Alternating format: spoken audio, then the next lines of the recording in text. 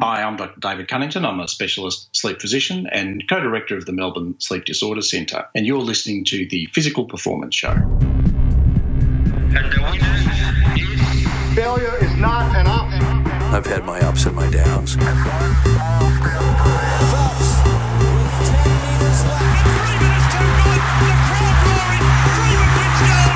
I think it's an absolutely breakthrough experience. Welcome to the Physical Performance Show, the show designed to inspire the pursuit of your physical best performance. I'm your host, Brad Beer. Listen in as we delve into how the world's top physical performers achieve their success, as well as the highs, the lows, and the journey of getting there. Let's get ready, set, let's go. Welcome to the award-winning Physical Performance Show, proudly brought to you by Polar's Cyber Week sale. Enjoy up to 33% off selected GPS sports and fitness watches and heart rate monitors from the 21st of November through to the 28th of November. It's Polar's big annual sale. Jump over to polar.com.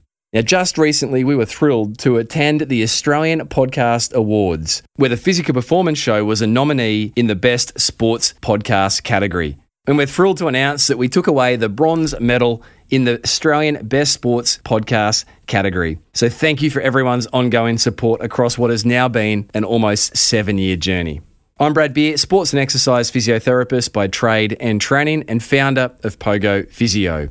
Each week, we'll bring you the latest and greatest information and inspiration designed to help you perform at your physical best. And of course, we do this across a range of our different episodes, interest editions, coaches' corners, learn-ins catch-up episodes, featured performers, and expert editions. And today, we are rewiring Dr David Cannington, sleep specialist, medical doctor, and co-director of the Melbourne Sleep Disorders Centre. Now, this was a classic expert edition, episode 143, that we are rewiring because the takeaways are so important for not just our health, but our performance. Dr. Cannington debunks the concept of rise and grind and explains why replacing it with sleeping in and winning, or sleep in and win, is a better approach. Dr. Cunnington poo-poos the idea that there's such a thing as sleep hygiene, talks through restless leg syndrome, discusses the causes of insomnia, and provides evidence-based information around how we can optimise our sleep. So get your pen and paper ready. This is a classic expert edition with Dr. David Cannington, specialist sleep physician and director of Melbourne Sleep Disorders Centre.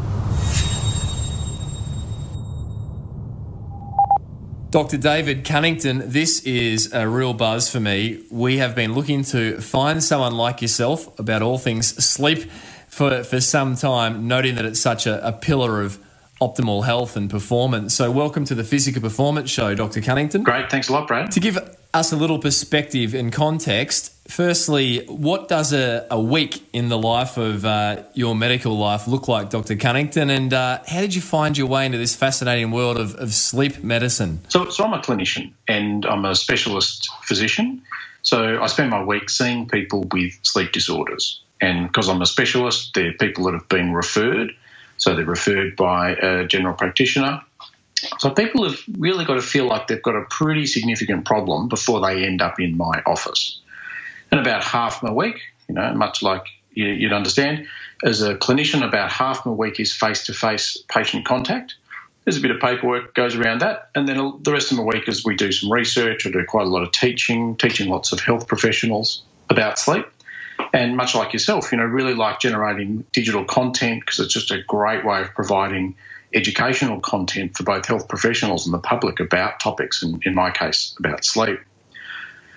As to how I ended up in sleep, well, why not? Isn't it a great area? It's just, I love it. It's fascinating. It crosses over into so many other areas of both health, wellness, and life.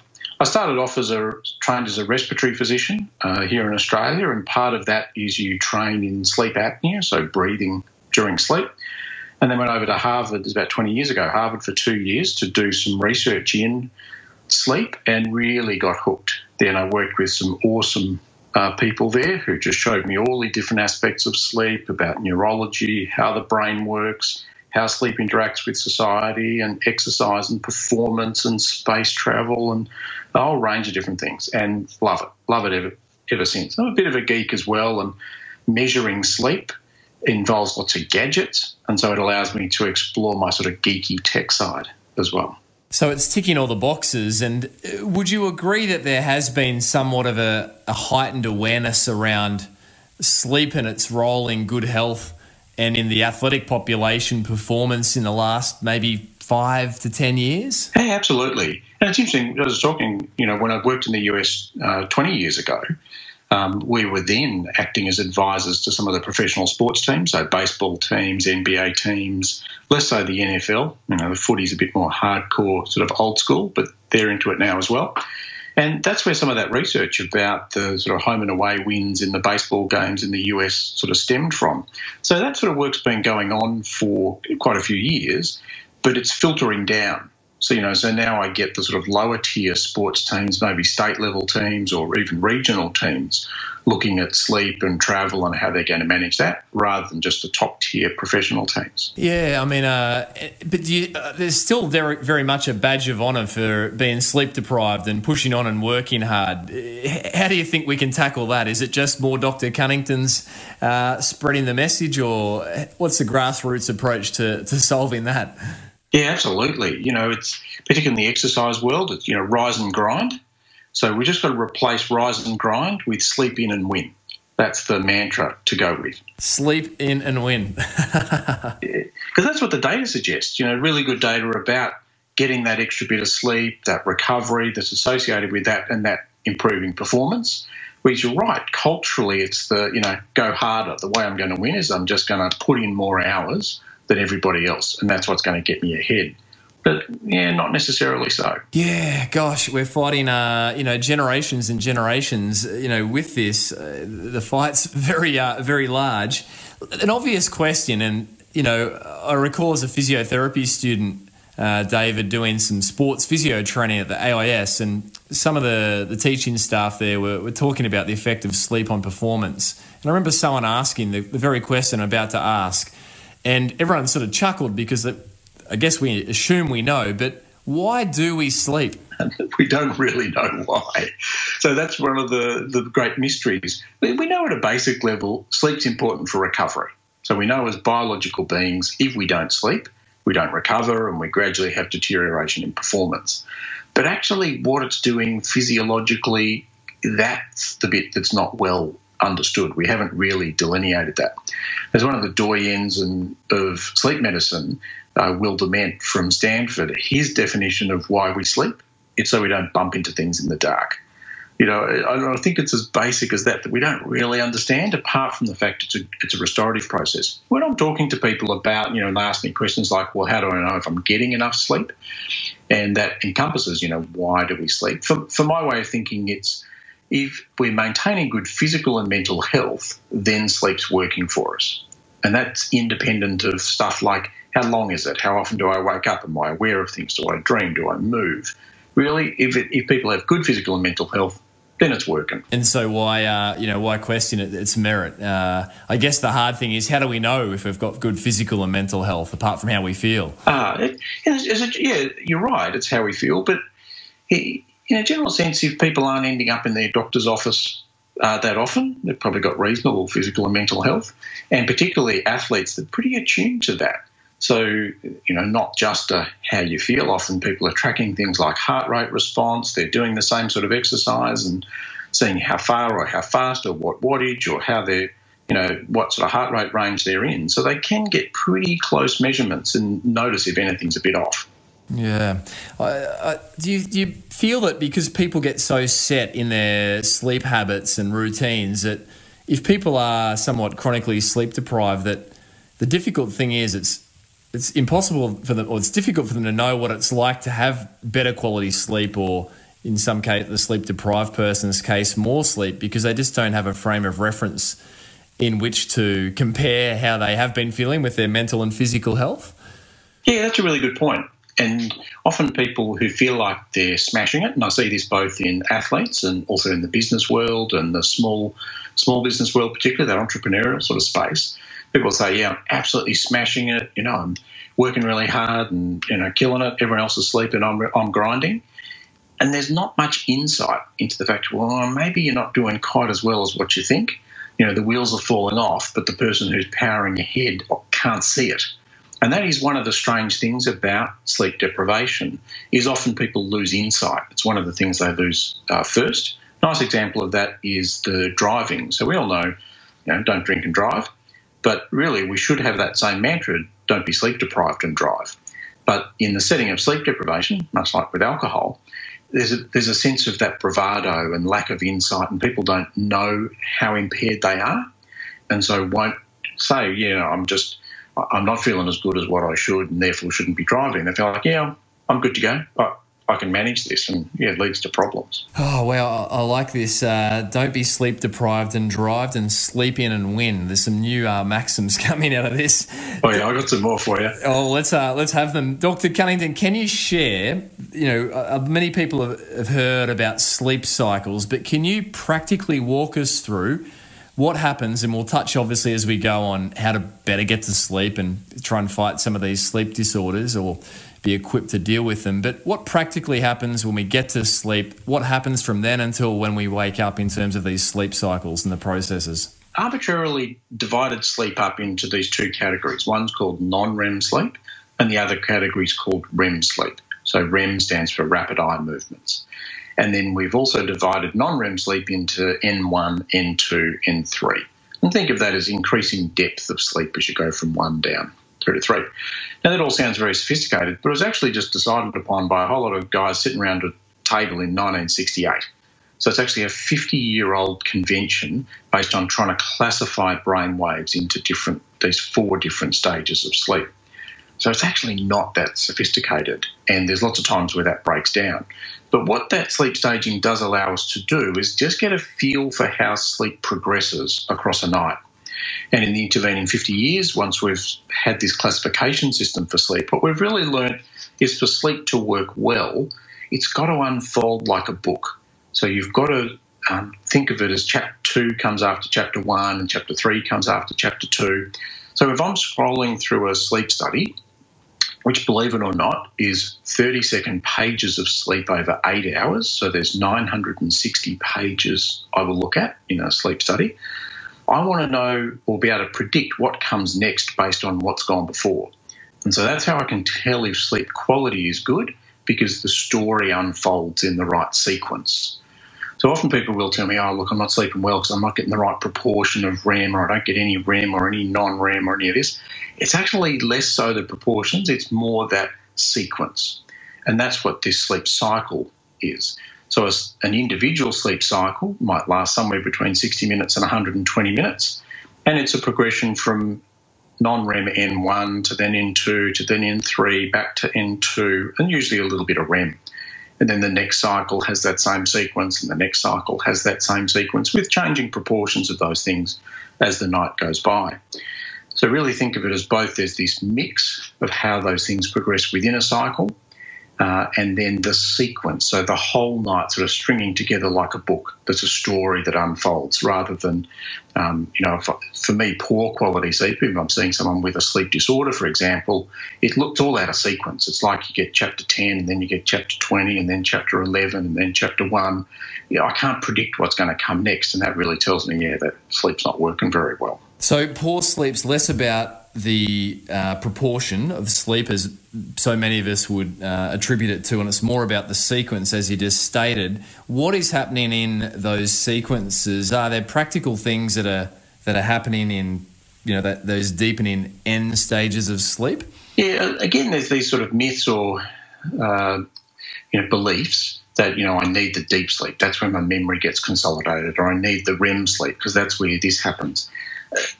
That's sort of right, but not 100% right, because lots of things happen in each stage of sleep and across stages of sleep. So it's not as if you're missing N3, then your memory's going to be bad, or missing REM, there's a particular problem. And in fact, people can have quite distorted proportions of sleep and still function well. So, for example, all the antidepressants are very strong REM-suppressing medications. Yet millions of people are on antidepressants and feel like they function mostly reasonably well. not lacking in memory, trouble with learning, trouble with concentration, those type of things.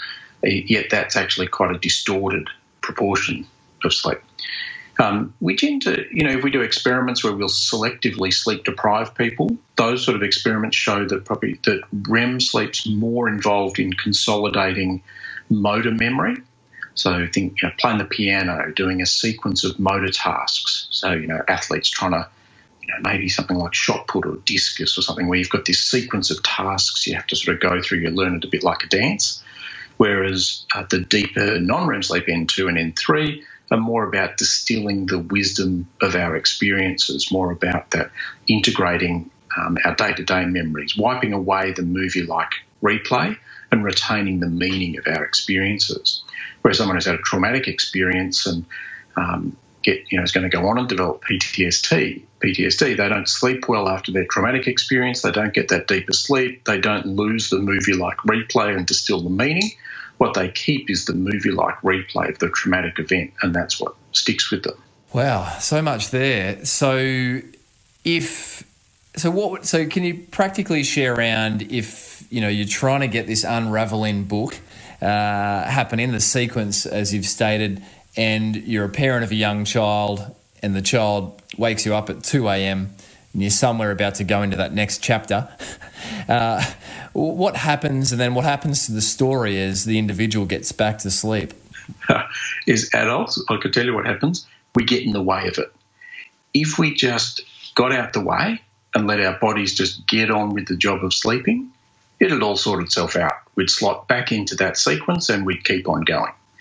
So in a very practical sense, this is what I see in a sleep study. I've got someone monitored, they're wired up, I'm measuring their brain waves or their EEG continuously, and a lead falls off. My technician will go in, wake them up, adjust the lead, go back out, and they pick up right where they left off in terms of those sleep stages. But in real life, that's not what happens. We wake up and go, damn, bloody awake again.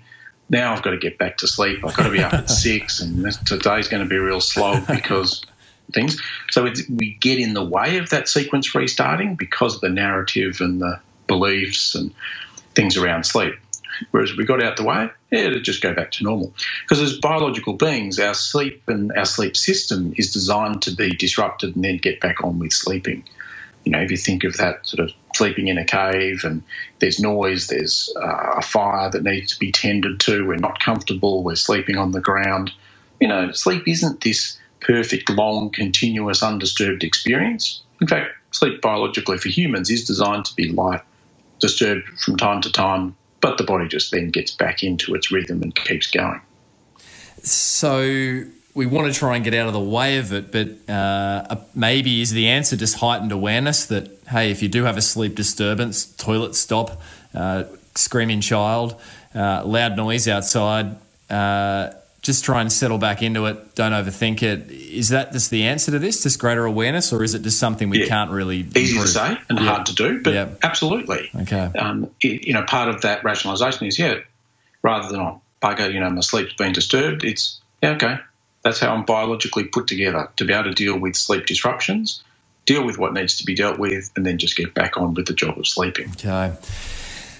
Melbourne Sleep Disorders Centre, obviously where you founded and you base yourself from. I know you deal with sleep disorders and conditions, insomnia, sleep apnea, and the variety of other conditions. Can you speak to this sleep disorder space and what happens with sleep deprivation? What are the categories of it, and what are the actual effects that it can have on health and performance?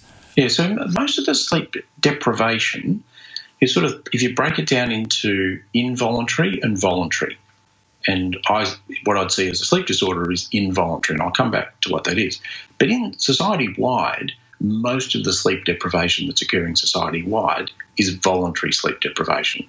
I've got better things to do than sleeping, so I'm going to be doing that and trying to push sleep as far into the corner as I possibly can and just take the minimum I can get away with. So that's actually society-wide a very big problem because you've got a large subset of society that's underslept, trying to get by, and their coping strategy is run on more nervous energy. And at some point the wheels fall off. People become stressed, they feel frustrated, unwell, they develop anxiety, they're not performing well in a whole sort of range of realms of life. And then they end up in my office, but only after sort of 10 or 20 years, when they've actually then got established depression, established anxiety, they're on a whole range of pills, they're in big trouble. But they're not the ones that come to me initially. So the ones that are more coming to me in that sleep disorders space, think of that as that involuntary sleep deprivation. So insomnia is an example of that. Someone who's setting aside the right opportunity for sleep, they're making enough space, they're getting into bed at the right time, getting out of bed at the right time, but the sleep just won't come, no matter what they do. So they're sleep deprived, but it's not because they haven't provided the space, they're wishing for it to come. So that's one of the most frustrating things about insomnia, is just it won't come. And I see that sort of thing in athletes a lot, because the performance coaches will be getting into them going, you're only sleeping 7 hours at night. If you got 8 hours, or even better, if you got 9 hours, you'd get that extra 0.1 of a second and you'd increase your ranking. We can't make sleep come.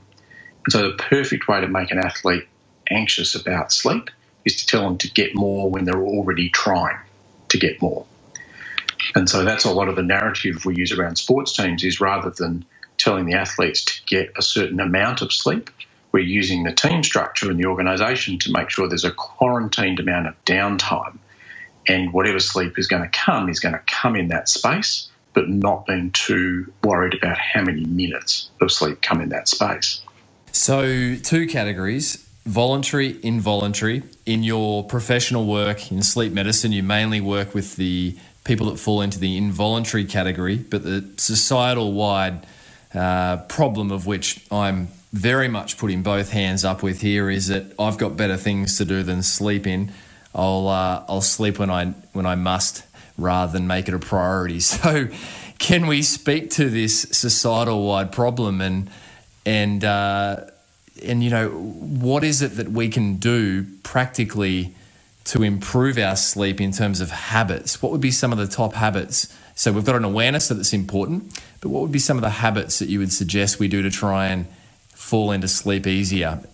Yeah, so I reckon we're still in the awareness phase, to be honest. So absolutely, people can tell you sleep's important, in the same way they can tell you that not eating an unhealthy diet is important. But it's the implementation, or sort of switching from, I know what's right, to then deciding, okay, I'm actually going to do it. That's where we're still at in that space. And because you're right, people still wear as a badge of honour how little sleep they're getting. At work, everyone has that busy off, I'm busier than you, or I'm training harder than you, rather than no one's bragging about, well, I'm sleeping harder than you are, so catch me if you can.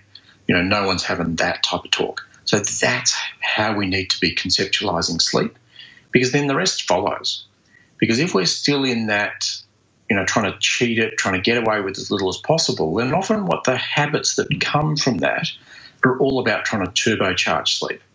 How do I do it faster? How do I switch from full on to full off quicker so my time use is more efficient? And we're just not robots. We're biological beings. We take time to wind down. And as well as sleep, we actually need time off for rest and recuperation. And so that's, for me, if people just go straight from the right, sleep's important, then to the what am I going to do, they'll just go too hard on the what am I going to do, and try and turbocharge it, or try and max it out, or ace it, or get it to meet certain parameters. And again, that's the perfect pathway to becoming anxious about sleep. Trying to control it, in essence, comes back to getting in the way of it, to make sleep meet certain parameters and fit into a tight box that we want to jam it into. All right, so we're going to abandon the paradigm that, and I'm guilty of this, all right, it's important, so let's get it. Turn the computer off late of a night and go and get it. So how can we start to get away from this, going from full on to full off? What are some things we can do to maybe ease our way into getting to sleep in a better manner, being better prepared for sleep? Yeah, so then part of it is a tricky balance of trying to manage respect for sleep. So I've got to be respectful and make sure I've got an appropriate sort of place and time for sleep, but then an ambivalence about what happens in that space. So it's, okay, I trust I've got good physical and mental health. I've created the right opportunity. My brain and body are going to take the sleep they need in that space. And how much that is going to vary on a day-to-day basis. Now, also within that, recognising that as human beings, sleep is one of the important components of restoration that helps us maintain physical and mental health, but it's not the only one. We also need time off task, so time when we're not ticking things off, getting things done, running at full-time nervous energy. So that's also where that concept of allowing an allocated space of time, for example, if you're aiming for 7 hours of sleep, which is a reasonable aim, having that an 8-hour space where you just say, right, that is my quarantine time, but recognising within that, between the sort of start of that 8 hours, there's probably going to be a good hour of just feet up, chilling, letting that sort of nervous energy settle, getting ready for sleep. And I don't mind if that's in bed, reading, feeling like people are getting more settled, if it's talking with your partner, it's doing something that it's just that it's not getting stuff done. We need time off getting stuff done. And as long as there is some time off getting stuff done, that's the time that the brain is going to gradually wind down and then be ready for sleeping. Whereas far too often we've got kids, it's like, right, get the kids down. Now I've got half an hour to get some stuff done. Then I've got to get into bed because I've got a 7-hour window before the alarm's going to go the next day. And there's not a rest recuperation part. There might be sleep, but there's not actually any other recuperation in that schedule. Yeah, create the right opportunity. I've written down here and get some time off task, but be it reading, talking to your partner, and just getting off the to-do list. What's the role, David, around temperature and lighting in this, quarantine space? Yeah, as long as it's okay, then that's okay. And so by okay, I mean not too cold, not too hot, not too light. You can't really have too dark. But it just needs to be a reasonable space for sleep. So we don't need a perfect sleep environment for sleeping. Again, you think back to us being biological beings, sleeping on the ground, in a cave, with a fire, in the open air. That's how human beings biologically are designed to sleep, not on a $10,000 mattress with blackout blinds and sound-insulated sort of noise-proofing around the bedroom and don't get into my sleep sanctuary, otherwise you'll ruin my sleep. That's not biologically how we're geared up to sleep. It's how we have come to believe in westernised societies how we can, perfect sleep. Gwyneth Paltrow has this term I hate called clean sleep, where the more perfect you are about the things you do with sleep, the more virtuous you are and the healthier you're going to be. For me, again, that's just a pathway to getting anxious about sleep because people then build this belief system. I can only sleep if I've got my blackout blinds and I've got this and I've got that and I've controlled the temperature and everything's absolutely perfect. And a nice example of that is I run some residential sleep workshops. So I've got a great partnership with the Golden Door Health Retreat in the Hunter Valley, and they run a really great sort of service there. But when I see some of the people with sleep problems that come to the health retreats, often, surprisingly often, people travel with rolls of alfoil. And as someone who manages people with sleep, I know what the alfoil's for. It's to black out the windows. Because someone who's got insomnia and is worried about their sleep travels with alfoil when they stay in a hotel, because if the curtains aren't good enough, they can alfoil out all the windows. And that's an example of that. I can only sleep if I've controlled this environment. So that's respect, but ambivalence. Respect, it's got to be dark enough, not too noisy, but it doesn't have to be perfect. So I'm really picking up a theme from your sharings around not creating this expectation that things have to be perfect, because that can then drive anxiety, which can have the counter effect to what we're trying to achieve, which is a good night's rest. So I'm really picking up a theme here, David, around... Good. I'm glad you're getting the theme. Yeah, around just do your best, don't obsess, and be smart with a few things. Yeah, absolutely. And that is such a tricky balance to be, it is balancing, be respectful but not too respectful, and step back a bit from over-analysing what happens in that space. Because they're particularly the things I see with athletes, because they're all, into measuring performance, and they're, athletes as a whole, they're very responsible, they try hard, They're doing everything they can to optimise performance. So they want the checklist and they want to mark everything off on the checklist. But sleep's one of those things. It's one of the few things in life we can't control. It's almost like you've got to go sort of hardcore during the day and then turn into a Zen Buddhist around sleep and back right off and just let things be.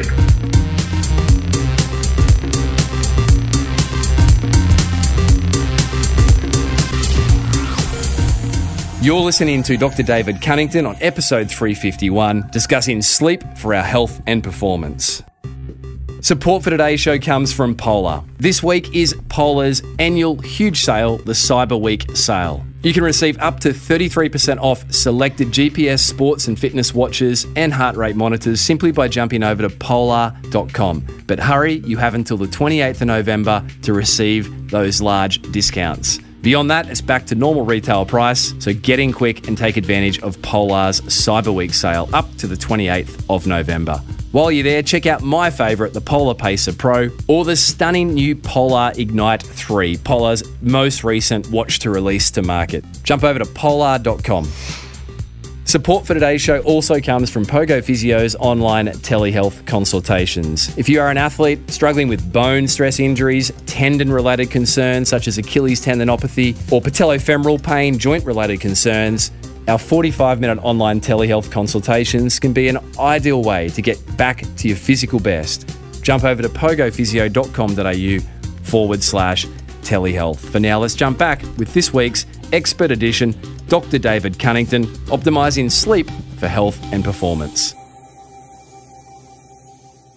Going back to insomnia there, is it a fair assumption then that anxiety is one of the key triggers for that, or is insomnia one of those conditions that, if we knew how to, sleep physicians, practitioners like yourself knew how to treat, then we wouldn't be dealing with it as a society. Do we know the causes of insomnia? Yeah, we do. So there's lots of different components to it, but you need a few ingredients.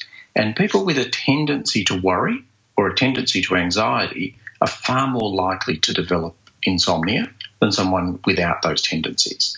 Because in essence, all of us get acute insomnia every year. There'll be something that happens that throws our sleep out for a day or two, and then it settles back down. Now, if we've got a tendency to worry or a tendency to anxiety, that happens. But it just ramps up that, what if this doesn't settle? And if it doesn't settle, what's that going to do for work the next day? And so with each time across a year that you get that transient sleep disturbance just because of some circumstantial thing, it goes on for that little bit longer and that little bit longer, and eventually gets to be this thing that just persists and doesn't really settle between episodes. And whilst I've said a tendency to anxiety, we've done some recent work looking at personality traits. And people with personality traits of a tendency to perfectionism, hello, all your athletes out there, and medical professionals, I must say as well. People with a tendency to perfectionism have absolutely that same risk of developing insomnia, because it's that, okay, I'm going to control the process, I'm going to put in place something to affect the outcome, I'm going to monitor whether that works, and if that doesn't work, I'm going to put in place something else to impact the outcome. And people end up getting this rigidity of thinking around sleep, which feeds into an anxiety about sleep, which guarantees they get in the way of sleep, overthink it, and it starts to just not happen. Thank you for sharing. Restless leg syndrome. What is it? How do you treat it? And what's it caused from? Yeah, so restless leg syndrome is surprisingly common. So if we do a phone survey and ask people the cardinal symptoms, so do you get of an evening a sense of needing to move your legs, that you can't comfortably sit still, that ramps up just before bed and is worse the first couple of hours of the night? Or if you go to the movies, do you get a sense if you can't keep your legs still, this irresistible urge to move? So about 1 in 6 of the population will say, yeah, I get that. I've had that from time to time. And particularly it happens in times of iron flux. So people are chewing through a lot of iron. So pregnancy is a perfect example of that. So most pregnant women will get restless legs at some point. But other illnesses, high training, where you chew through a lot of iron, can also give people restless leg symptoms. So that's the 1 in 6 will get it occasionally. But about 3 in 100 people get it every day, and it drives them completely bananas. where as they're just getting ready for bed, the legs get this feeling of a need to move, and then you're lying down quietly in the bed and you just cannot lay still, and the legs just want to keep on moving and keep on essentially preventing people from getting to sleep. And that lasts a couple of hours before it finally quietens down. In those sort of groups, that's the sort of person who's coming to see me in my practice. Is one of the things that I manage. And we'll look at things like iron levels. If iron levels are a bit low, we'll look at topping up their iron. There's a bit of research on magnesium supplements can help for some people. And if those things don't settle it, we then look at some of the prescription medications. But that's not an easy road to go down, and it's not necessarily straightforward. Restless legs isn't really driven by lifestyle so much. It's made a bit worse by caffeine and alcohol. And we published some research looking at mindfulness meditation for restless legs and showed you could actually improve restless leg symptoms with mindfulness-based meditation. Not necessarily as a sole treatment, but we use it in our really difficult people that we work with who are maybe on multiple medications and still got problems. Mindfulness does a nice job of taking the edge off those symptoms. So if you are experiencing restless leg syndrome, I guess the encouraging thing here is there are known solutions for it. Yeah, absolutely. Lots of things that can be done and a good understanding of it. So a good starting point is you talk to your health professional about restless legs if it's something that's giving you trouble. No, brilliant. It's morning time and our alarm clocks obtusely wake us up. We roll over and hit snooze.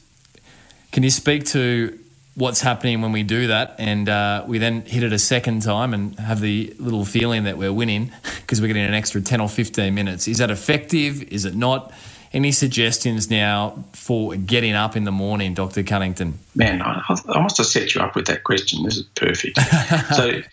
So we all have an internal body clock, and that body clock has a cycle length. Now, we live on a planet that has a 24-hour cycle length, but for humans, the median cycle length is 24 hours and 17 minutes.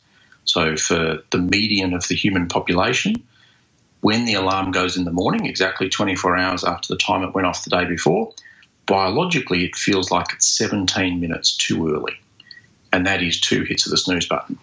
So that is finding that you need to hit the snooze button twice before you feel like you can, now my feet can hit the floor and I can start to get going.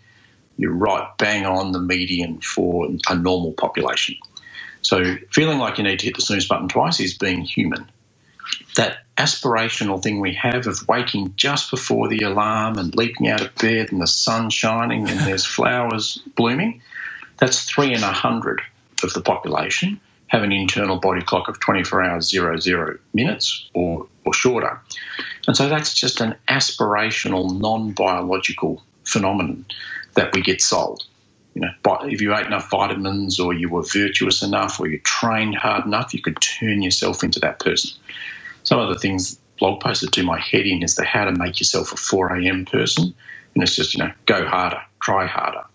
It's a biological thing rather than a motivational thing. So, hitting the snooze button twice, completely normal. Now, there are sort of tails to that internal body clock length. So some people are a bit shorter. They're the early morning types, but they're the minority. The majority, or it's a bigger tail at the later night type, so the night owls who are going to be more than 2 hits the snooze button. They're going to be, feel it more like a 24-hour, 30-minute body clock or even a 24-hour, 45-minute body clock, really feeling like the mornings are pretty tough. So normal to hit the snooze button. The reality is we need to get up at 24 hours, 00 minutes each day because we've got stuff to do and work starts the same time each day and the kids need to get to school. So it's really just recognising it for what it is. Sure, the alarm's gone, 17 minutes too early for my biological clock. This is going to hurt a bit, but you know what? I'm just going to get up and do it. And the getting up and doing it, the being upright, the movement of the large joints, the light into the back of the eyes, putting food into our stomachs, all cues in the body clock to, hey, you thought it was 24 hours, 17 minutes, the time you were supposed to get up. It really is 24 hours, 00 minutes, and it'll reset that so the body clock doesn't drift out day after day after day. So because a lot of people, when they come to see me in my practice and I say, what's the trouble with sleep? I say, well, the trouble I have is when my alarm goes and I first open my eyes, I feel dreadful. I don't feel like I'm ready to start the day. I was like, hello, you're one of the 97 in 100 humans that's a normal phenomenon.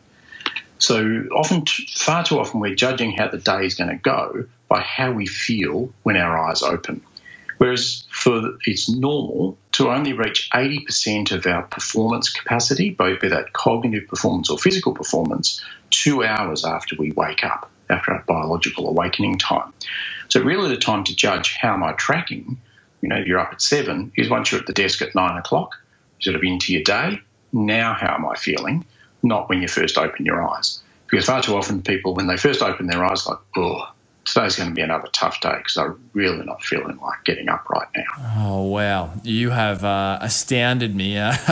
And I think probably most of the listeners, this is fascinating. So if you're part of the 97% that hit the snooze button twice, once again, be at peace. Things are okay. You're normal. And then if you're part of the 100% of people, I think that, apart from the 3%, I should say, that wake up feeling great, and it takes you a little while to get going, don't despair. You're in the typical bell curve. Yeah. Wow. And this biological clock, I mean, it just seems absurd that we've got a clock that's 24 hours, that we run our days by, but yet we're 24. Most people are 24 hours and 17 minutes, as you state. So the bit that I'm stuck in, I don't even quite know how to angle my question, is the disconnect. Why and how? That just seems so bizarre. Yeah, good point.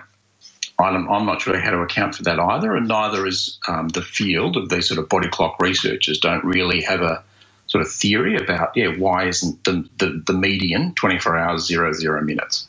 Yeah, not sure. Oh, wow. Well, I'm sure you'll keep pursuing that one with your research, or someone will. Dr. Cannington, the body clock, time zones. We take a vacation or we fly for work. We're out X amount of hours. Any tips for how to best get around sleep disturbances due to time travel? Yeah, so a couple of things. One is approaching it rationally. So rather than sort of getting too close to it, too emotional, stepping back and looking at it rationally. Now, the rational sort of approach, you need a couple of facts. So one fact is we can only shift 1 hour to the east per 24 hours without it really starting to hurt, or 2 hours to the west per 24 hours without it really starting to hurt. Now, if we add in things like melatonin at night, light in the morning, we can probably increase that, so maybe up to 2 hours to the east per 24 hours or 4 hours to the west per 24 hours. But that's the constraints. That's the constraints of biology. So trying to travel Melbourne to London and expecting within 24 hours to be good to go, or to do a day shift and then the next day do a night shift and be completely shifted, they're just non-biological desires. There's no amount of things you can do to shift that. So then that rational approach is just recognising, say if you're going, travelling interstate or travelling internationally, is going, how many time zones am I going? Am I going to the west? Am I going to the east? And therefore, what do I need to plan? I'll give you an example. If I'm going to West Coast USA, most of the time it's somewhere between 5 and 7 hours to the east. Now, I'm a bit of an early morning type, so I can go to the east a bit easier than some. But if I factor in it's going to take me 2 hours per 24 hours and I'm going 5 to 7 hours, then it's going to be about 3 days for me to acclimatise to West Coast USA time. Now, if I need to hit the ground running, I'm going to start to shift a couple of days before I travel. So 2 days out, I'm going to be on Auckland time. 1 day out, I'm going to be on Hawaii time. And travel day, I'm going to be on Los Angeles time. And that's broken it up into those 2 hours to the east per 24 hours to be able to shift my body clock. And I'm also going to choose my flights based on my own personal sleep preferences. So I'm going to pick a flight where I know that long leg is, I reckon that's about the time that I would normally sleep, and I could fit a reasonable sleep window in that time. And a nice example of not approaching it rationally, again, one of these sleep retreats that I run up at the Golden Door, there's highly successful business people that I see there, and there was one CEO was telling me how she's travelling to many countries and doing big deals with different government regulators in different currencies. She got that all sorted, but she's asking me, how do I work out my jet lag? And I'm just like, look, the jet lag's easy. It's this 1 hour, 2 hours to the east and west. How do you deal with the regulations and the currency? Because that's her world. That seems simple, whereas the sleep stuff, she's too close to it. She's too emotional, not able to step back and look at it in the same way she would analytically if she was thinking about it as a business problem. Yeah, I mean, this theme comes through again about, your biology, and it makes me think of a recent featured performer we had, one of arguably the greatest endurance athletes ever, 6 times Hawaii Ironman triathlon champion, Mark Allen, and he said, you can't shortcut your biology. Yeah, nice. Exactly the same for adjusting to jet lag. So you just can't shortcut it. Just approach it rationally and don't get too emotive about it. There are no hacks. Yeah. Great. You've set a lot of people free from stress around and striving, I think, around jet lag and travel. David, caffeine, alcohol, what do we need to be aware of in terms of trying to optimise our sleep around their use throughout a day or into the evening? Yeah, so it's a funny thing. If people are good sleepers, and a good proportion of the population are good sleepers, no matter how disrespectful they are of sleep, to be honest, people don't need to be too careful about it and probably don't need to think about it. It's more in the realm of if people are not naturally good sleepers and feel that sleep's a bit vulnerable or a bit fragile, that it's then, again, taking a rational approach to it. So caffeine is a stimulant. And so you can use caffeine for good first thing in the morning to help with that inertia and to help to get going. Can be a performance enhancer in an athletic sense. But then the negative effects of caffeine's got a very long half-life. So it's going to keep that mental stimulation going for a lot longer than what people wish it did. So it's going to potentially get in the way of sleep and make it harder to switch off at night. So if people do want caffeine first thing in the morning, try to avoid it after lunch. Alcohol, a little bit of alcohol, probably not a big deal. But as alcohol gets metabolised, the metabolites are stimulants. And so alcohol is this sort of two-pronged effect. First part of the night, people can feel like it might help them relax, switch off, get off to sleep. But about halfway through the night, it becomes metabolised. It's actually making them wake up and making sleep restless, and people feel hot and uncomfortable. And then they wake up feeling tired.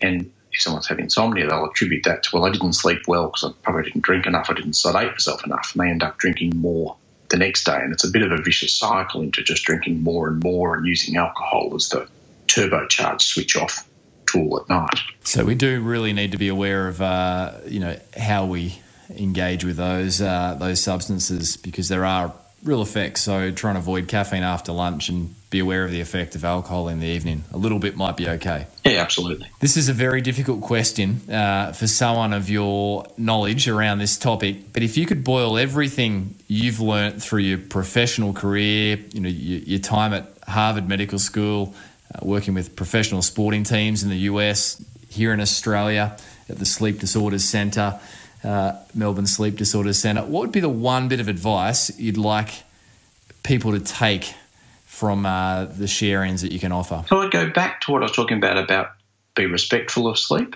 create an appropriate space, but then be ambivalent about what happens within that space and trust that brain and body will take the sleep they need. That simple. Yeah. Fun question to get to know the personality behind Dr David Cannington, sleep specialist. 3 people at a dinner table. Who are at yours and why? Yeah, it does give an insight into my personality. So the Dalai Lama, why not? What a great character. He the bit I've seen of him, he's just a fantastic personality, great sense of humour, good storyteller, but extraordinarily wise. So he's good. John Kabat-Zinn. So people may not know John Kabat-Zinn, but he is a professor from UMass in Boston, University of Massachusetts, who really brought mindfulness to medicine. So sort of brought mindfulness out of that sort of spiritual space and brought it into a hospital setting and started using it initially in persistent pain, but has now used it in depression and anxiety. And we did some collaborative research with him in developing mindfulness for insomnia. And he's just a wise guy. Lots of really great teachings about how to use mindfulness. And he's also worked with some sports teams. And then the third one is J. Allen Hobson. So people may not have heard of him either, but he's professor of psychiatry, he's now 85, professor of psychiatry at Harvard University. And I had the pleasure of working with him 20 years ago at the end of his working career. And he's old enough to have done a lot of the research in the 60s on LSD and conscious states and dreaming, and just got this fascinating insight about how we cross over these boundaries between sleep, wakefulness, when does consciousness start and end, and what do dreams actually consist of. So I reckon between him and the Dalai Lama and John Kabat-Zinn, they'd have a good discussion around, coming back to sleep. That's my geekiness about sleep. But around, what sleep is and when does consciousness start and what are we doing when we have these sort of dreams and ruminations during sleep. Well, that does speak to your deep love of sleep and deep sleep, dare I say. But what an interesting table. David, a lot of people wanted to know, I guess, around screens, the advent of the iPhone and our modern technologies. Anything we need to know around screen use in the evenings? Yeah, absolutely. So the screens have blue light, so blue wavelength light on the back of the eye suppresses melatonin production and will then delay the onset of sleep. So screens can be a factor, particularly if people are having trouble with sleep. So once the sun's gone down, people should be conscious of how much blue light exposure they're getting, and the most common source we get is from screens. So all the operating systems on devices now have an automatic setting you can set, night shift on the iOS operating system. It takes a lot of the blue light out of the screens and makes it a much warmer colour temperature. You can get similar apps, and some of the operating systems have it for desktops and laptops as well. So, yeah, being very conscious about blue light exposure once the sun's gone down, because late at night, that sort of blue light close to the eyes is like the midday sun biologically to our body clocks, and it is going to be alerting and make it harder to get to sleep. And what's the latest you leave using screens before trying to go to sleep or create that space, as you've termed it? Oh, that's tough, and it's really tough for different populations. So I've worked with a couple of adolescents this week, and the parents had been taking their screens off them at 9 p.m. and making them go to bed. And these are adolescents that weren't sleeping until midnight. And then these poor adolescents are locked in their rooms in the dark for 3 hours. And it's like cutting an adolescent's arm off. And there's no, that's just such a negative thing, because it's just building time to get anxious about sleep. So someone who's a digital native, like an adolescent in 2018, yes, I'd almost settle for them having the phone as a distractor, because they don't deal with empty space particularly well. Whereas if someone's comfortable with empty space and comfortable with reading, an hour is a good length of time. So, we talked about having that 8-hour window, thinking for 7 hours of sleep and some winding down time at the start. So, once you switch into, right, I'm going to bed mode, then it's screen down, switch to something that's not got that light in it. Yeah, that's where a book or something like that can be helpful, because that'll help give that bit of a barrier between the screen time and the trying to get to sleep. Once again, it comes back to that, not obsessing about it, but just being aware. I think this is so helpful. 2 M's, melatonin and measurables.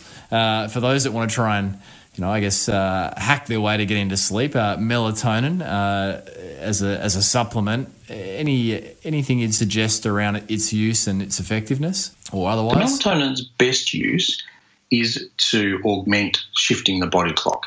So that's where there's the best data and the best research around its use.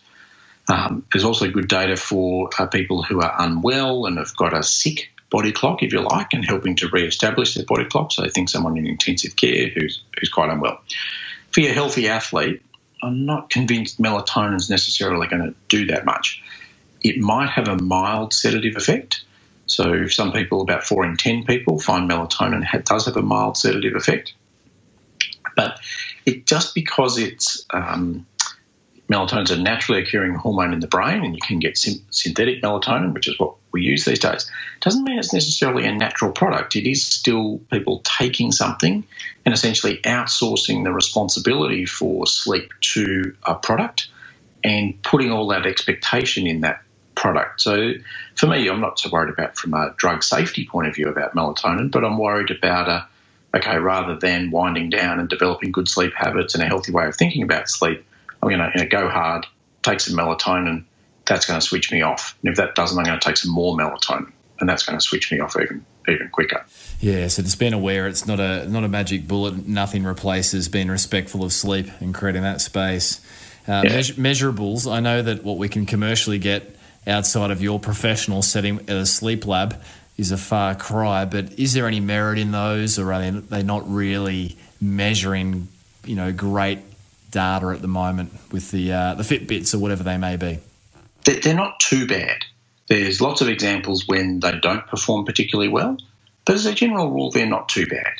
We did some work. It's funny, we're having a hell of a time getting a paper published where we had 100 people, where we had them in a sleep lab, and they wore an equivalent of a Fitbit called a Jawbone. They're not in business anymore, but they were my ex-favourite device.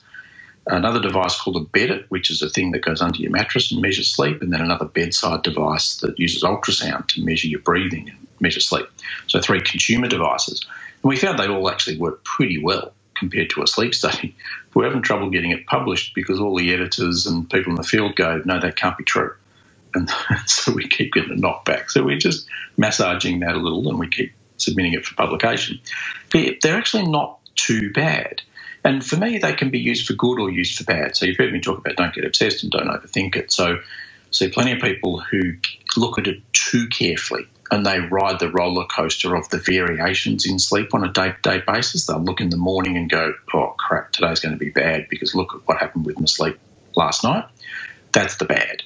The good is someone who's looking, for example, is good for athletes, looking at, okay, across last week I got my 50 hours of sleep and that was spread, varied each day, but I got 50 hours across the week. This week I'm tracking at 46 because I've been a bit busy. I know that now on the weekend I'm going to have to program in some downtime so that I'm not heading into the week after under my long-term average sleep. So much in the same way as you might track your stress in terms of how much exercise you're doing, it's tracking where you're at in terms of how much sleep you're getting to make sure you don't fall behind. Yeah, okay. So that's some really good insight there around the wearables, and I guess if you're using them, continue to use them, but just take the data as it comes and once again, don't obsess around it. Yeah, absolutely. I must ask a question of self-interest with the work I do with a lot of runners with often bone stress injuries. I recall reading papers around sleep-deprived athletes and people in studies having lower bone mineral density scores. What's the role of sleep with regards to bone health, bone mineral density, from your knowledge in the link? Yeah, I'm not convinced there's great data linking those two. And the statistical sort of mind in me, my sort of, as a journal reviewer, my sort of mind goes, what was the confounder?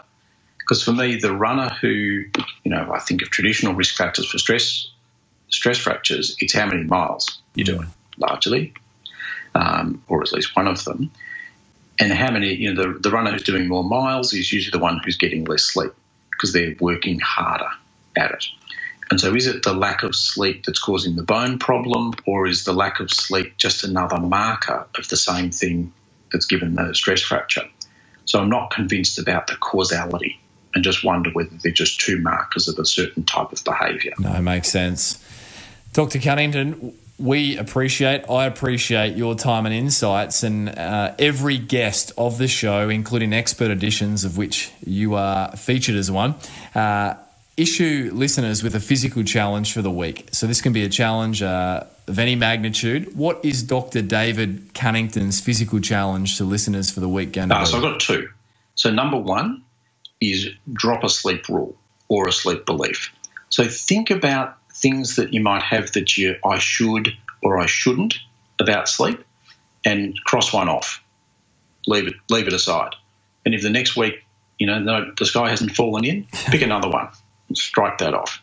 So there, start to whittle away that sort of rules, I should and I shouldn't, about sleep. We want sleep to be, pretty easy going. And then the second one sort of follows on from that is cultivate your napping skills. So it's actually being able to nap is a great skill to have across life. Parents with young kids are often a bit sleep deprived during the week. So that ability to, I've got 20 minutes, I'm just going to put the feet up, catch 10 minutes of sleep is a really great way of being able to just get through the week and not have any trouble. And for athletes, napping is also really helpful. Prior to performance, a little bit underdone with sleep, napping helps people to catch up. And the way to cultivate the napping skills is just to be comfortable with empty space, putting the feet up, being comfortable. If I sleep, I sleep. If I don't, I don't. But I'm just going to have this bit of downtime. And is there a maximum for how long constitutes a nap versus an efficient nap versus a not productive nap? It depends on the purpose.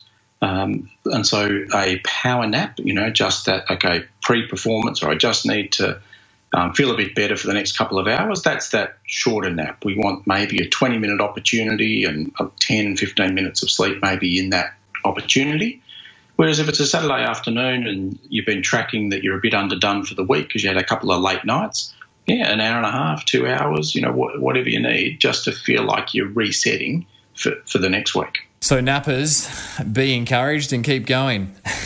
David, I am going to drop one sleep rule, and that is to not obsess about getting at least 7 or 8 hours. Is that a good place to start for me? Absolutely. Great place to start. All right. So that's my acceptance of the physical challenge. And if listeners take on the physical challenge, which I'm sure many will, how can they find you and update you around their progress with it? So you can catch me on Twitter. So I'm at David Cannington is my Twitter handle. I'm also on Facebook, Dr David Cannington on Facebook. And I've got a website called sleephub.com.au where there's lots of great information about sleep and good tips about sleep. I run a podcast as well called Sleep Talk, a monthly podcast where we talk through all things sleep. Brilliant. And we'll hook all of those things up in the show notes, and I will be tuning in to Sleep Talk, the podcast, monthly from here on in to keep it at the fore of my mind, if nothing else, some of these key principles. So, Dr. Cunnington, thank you for taking time out of your schedule. And I must ask, how is your sleep going? It's good enough. Good enough. What a great answer. Fantastic. Thank you for your time. No worries. A pleasure, Brad.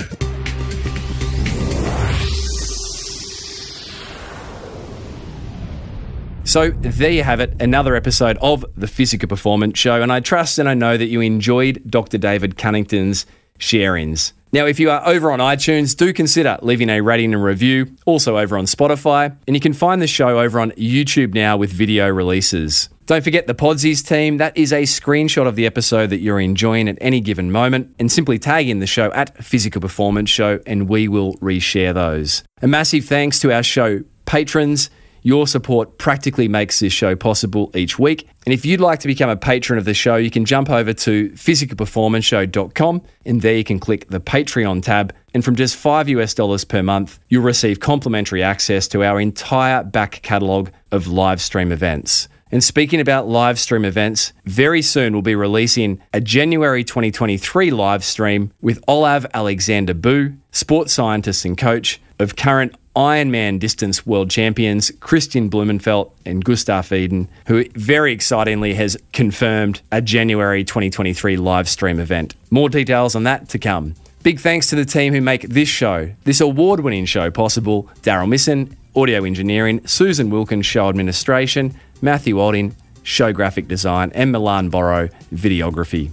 So until next week, keep pursuing your physical best performance. We have some cracking episodes coming your way with Dr. Dan Plews featuring around a conversation that will clarify your endurance fueling questions. We'll be hearing from Harry Garside, Australian boxer, and now triathlete, and much more. So until next week, keep pursuing your physical best performance. I'm Brad Beer, and this has been the Physical Performance Show.